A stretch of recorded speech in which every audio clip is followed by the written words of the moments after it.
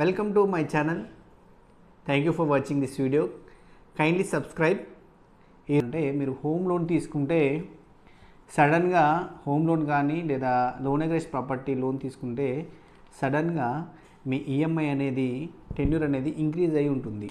మీరు 2021లో కానీ 22లో కానీ మీరు లోన్ తీసుకున్నట్టయితే లోన్ అగేన్స్ట్ ప్రాపర్టీ కానీ హోమ్ లోన్ కానీ తీసుకున్నట్టయితే ఇప్పుడు ఒకసారి చెక్ చేసుకోండి, మీ ఈఎంఐ టెన్యూర్ అనేది ఇంక్రీజ్ అయి ఉంటుంది. ఎందుకు ఇంక్రీజ్ అయిందో నేను మీకు ఈ వీడియోలో ఎక్స్ప్లెయిన్ చేస్తాను. మీకు నార్మల్గా ఇంట్రెస్ట్ రేట్ అనేది రెండు రకాలుగా ఉంటుంది. ఒకటి ఫ్లోటింగ్ రేట్ ఆఫ్ ఇంట్రెస్ట్, ఒకటి ఫిక్స్డ్ రేట్ ఆఫ్ ఇంట్రెస్ట్ ఉంటుంది. సో మీరు లోన్ తీసుకునేటప్పుడు ఫ్లోటింగ్ రేట్ ఆఫ్ ఇంట్రెస్ట్ అనేది సెలెక్ట్ చేసుకున్నట్టయితే మీకు మార్కెట్ రెపో రేటుని అనుసారంగా ఈఎంఐ టెన్యూర్ అనేది ఇంక్రీజ్ అవుతుంది. ఎందుకంటే మార్కెట్ రేట్లో రెపో రేట్లో చేంజెస్ రావడం వల్ల మీకు ఇంట్రెస్ట్ అనేది ఇంక్రీజ్ అవుతుంది. సో ఇంట్రెస్ట్ రేట్ అనేది ఇంక్రీజ్ అవ్వడం వల్ల మీకు ఈఎంఐ టెన్యూర్ అనేది ఇంక్రీజ్ అవుతుంది. సో నార్మల్గా మీకు ఇంట్రెస్ట్ ఎలా క్యాలిక్యులేట్ అవుతుందో ఈ వీడియోలో చూసినట్టయితే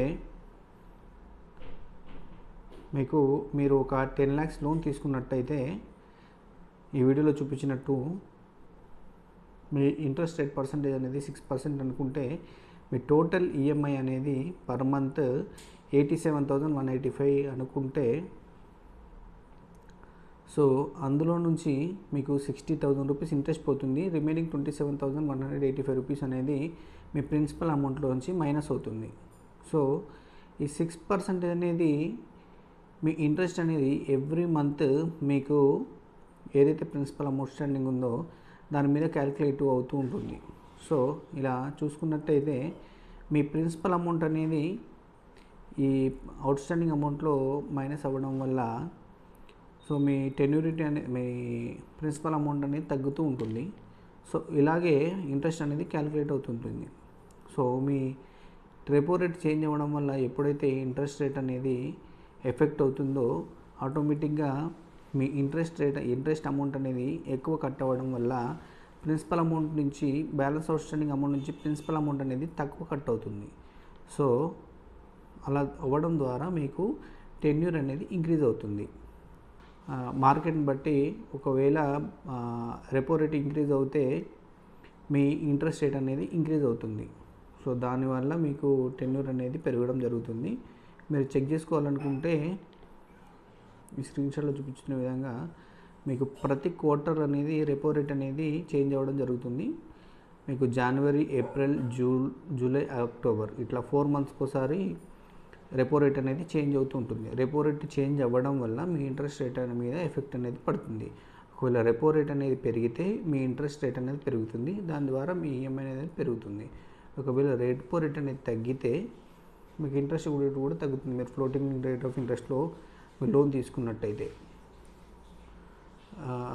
ఫర్ ఎగ్జాంపుల్ ఇప్పుడు ఈ వీడియోలో చూపిస్తున్న విధంగా మీకు లాస్ట్ మనకి జనవరిలో రెపో రేట్ మీద అనేది ఎఫెక్ట్ అనేది పడింది.